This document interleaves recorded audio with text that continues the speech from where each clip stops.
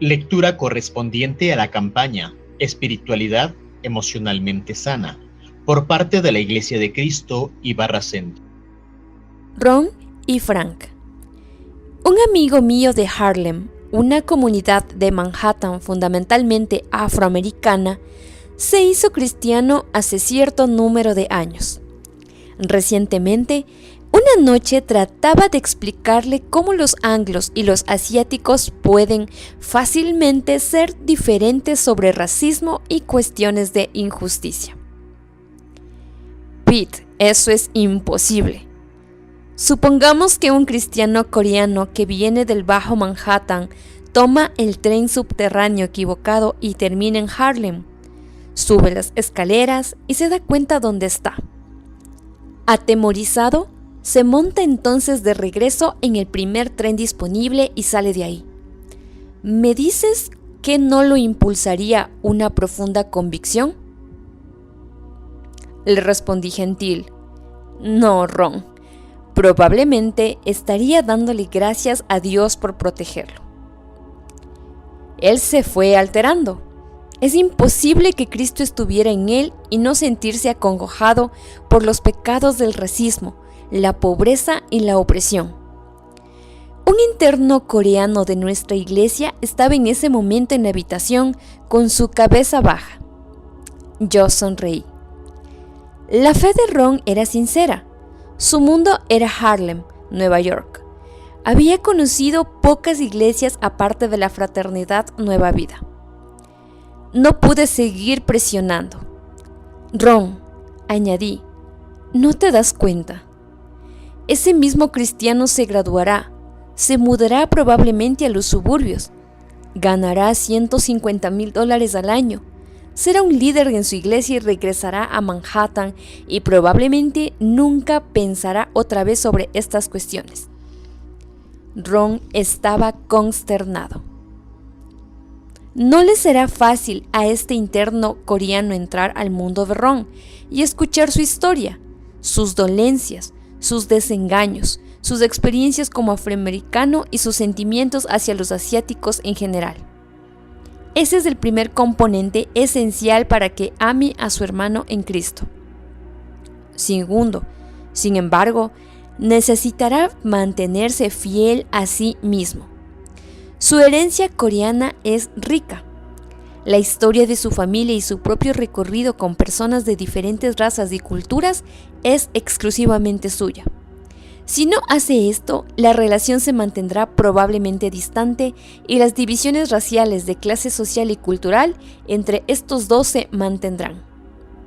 En cierto punto, Ron, habiendo vivido su vida entera en Harlem, luchando toda ella para crear una organización que sirva a la juventud contra enormes peligros, también necesitará entrar en el mundo de este muy educado y privilegiado coreano de 22 años.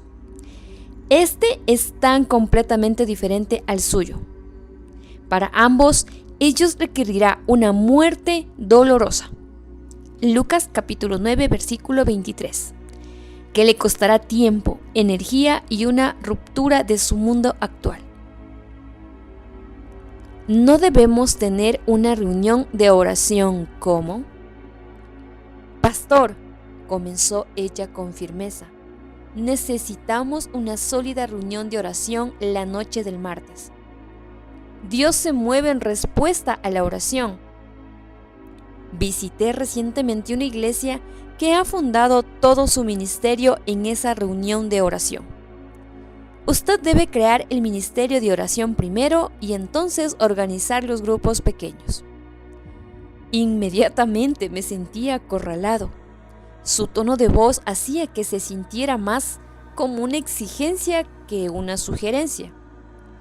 Acostumbraba a sentirme culpable, a la defensiva, y molesto cuando las personas se me acercaban con ideas radicalmente diferentes como esta que funcionaba tan bien en otra iglesia.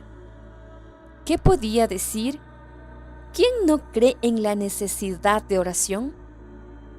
Sin embargo, en realidad, la visión que Dios me había dado desde los comienzos de Nueva Vida era la de un sistema fuerte y descentralizado de grupos pequeños a lo largo de la ciudad de Nueva York. Si teníamos una reunión semanal de oración más pequeña que estaba centralizada, con quizás unas 40-60 personas, pero no con toda la iglesia. Más de ello ocurría en contextos más pequeños y menos llamativos. ¿Cómo mantenerme fiel a mí mismo con esta mujer que se acercaba a mí tan enérgicamente? Di un paso atrás y me pregunté, Dios, ¿qué me has pedido tú que haga como líder? ¿Cómo quieres que sea dirigida esta iglesia? ¿Qué creo de esta conversación? ¿Qué puedes tú, Señor, tratar de enseñarme? ¿Cómo puedo afirmar su corazón en favor de más oración y al mismo tiempo confrontarla amorosamente por la forma exigente en que me lo comunicó? Experimentar la tercera dinámica. Servir de intermediario entre dos mundos. Mi más efectivo discipulado debe ser una presencia encarnada hacia otra persona. Lo fue para Jesús. Lo es, creo, para todos sus seguidores. Jesús, durante su encarnación sobre la tierra, fue enteramente Dios, en perfecta comunión con su Padre. También fue completamente humano, que probó el sufrimiento y la muerte. Fue intermediario entre dos mundos, el cielo y la tierra. La vida habría sido mucho más simple para Jesús de quedarse en el cielo con el Padre. Para Jesús, este mundo no era un lugar seguro. Se le malinterpretó y no se le apreció. Murió desnudo y solitario sobre una cruz, colgado literalmente entre el cielo y la tierra. Estaba, en una palabra, desbaratado. Jesús dijo, el discípulo no es más que su maestro, ni el siervo más que su señor. Mateo capítulo 10, versículo 24. Puede que usted y yo no hayamos muerto en una cruz como Jesús, pero moriremos de otras formas cuando nos encarnemos. Esto cuesta tiempo, energía, algunas veces dinero y casi siempre una alteración en nuestro mundo libre de riesgos. Sin embargo, a largo plazo, produce de hecho más fruto y cuesta menos porque se trata más de ser que hacer. Cuando decidimos encarnarnos, quedamos suspendidos entre nuestro mundo y el mundo de otra persona. Se nos llama a permanecer fieles a lo que somos, sin perder nuestra esencia, mientras nos introducimos al mismo tiempo en el mundo del otro. No obstante, podemos estar seguros que la encarnación y muerte de Jesús trajo una vida grandiosa, de manera que nuestra decisión de hacer lo mismo también resultará en una resurrección de vida, en mucho fruto en nosotros y los demás. Un muerto que camina. Permítanme tomar una ilustración de la película de 1995, Un muerto que camina. La hermana Helen Perriand era una monja que vivía y trabajaba en los proyectos de vivienda de Santo Tomás en Nueva Orleans, cuando recibió una invitación para que estableciera amistad por carta con alguien que estaba en el corredor de la muerte. Resultó que el condenado, Matthew Poncelet, junto con su amigo, interceptó a dos bellos adolescentes, Loretta y David, en una vereda para enamorados de un campo de caña de azúcar tras un evento de regreso de alumnos a su centro de estudios un viernes por la noche. A Loretta la violaron. Tanto David como Loretta quedaron abandonados en el campo con un tiro en la nuca. Al principio la hermana Helen se preguntaba si pueden ser ciertos sus reclamos de inocencia. Matthew arguye que su compañero cometió en realidad la violación y los crímenes. Al inicio no busca que la hermana Helen sea su consejera espiritual, pero quiere que trabaje en su favor para sacarlo del corredor de la muerte. La hermana Helen se introduce en su mundo y encuentra que no es un mundo bello. Matthew no es un personaje amable, es un racista. Utiliza la palabra nazi y habla de lo bien que Hitler logró hacer su trabajo. Se refiere a las mujeres como prostitutas y habla de cómo le gustaría volar edificios gubernamentales. Matthew le dice a la hermana Helen lo que se perdió por no casarse y tener sexo. No suscita ninguna simpatía. A pesar de ello, la hermana Helen se mantiene fiel a sí misma y a sus convicciones. Lo invita repetidamente a reconciliarse con Dios, confesando su pecado. Trata de que asuma la responsabilidad por lo que hizo. El progreso es lento, muy lento. Al mismo tiempo, la hermana Helen inicia una relación con las familias dolientes. Entra a su mundo de insondable dolor y pérdida.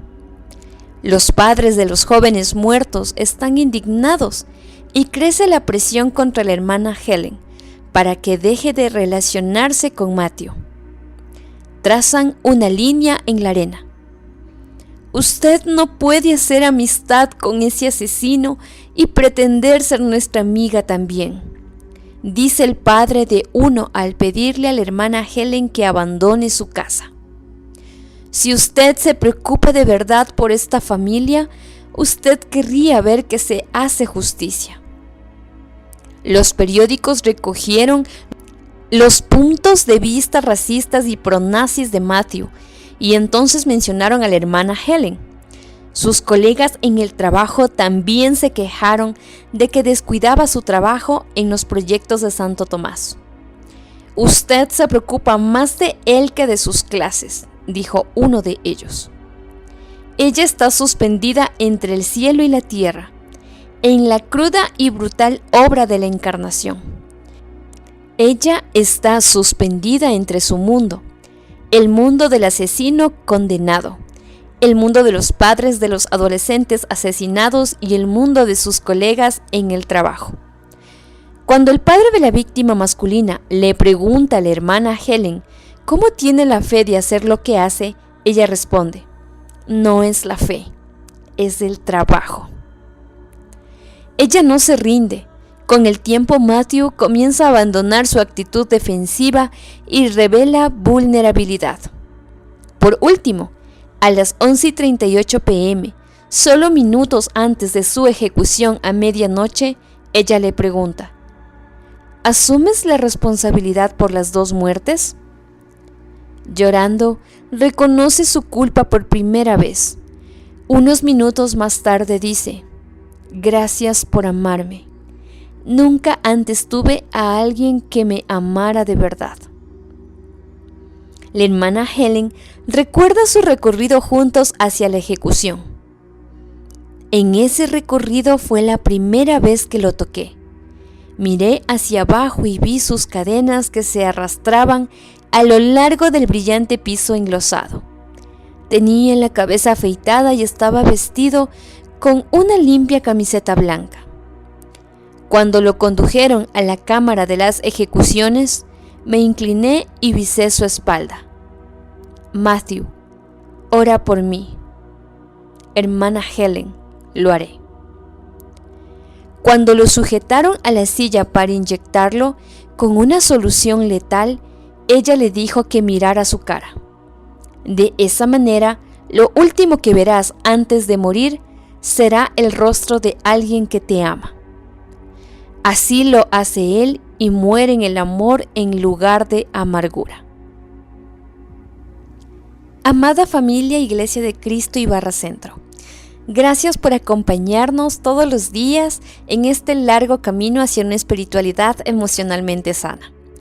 Los siguientes temas: el fruto de escoger la encarnación y establecer sus prioridades y amar bien, serán de bendición para cada uno de nosotros.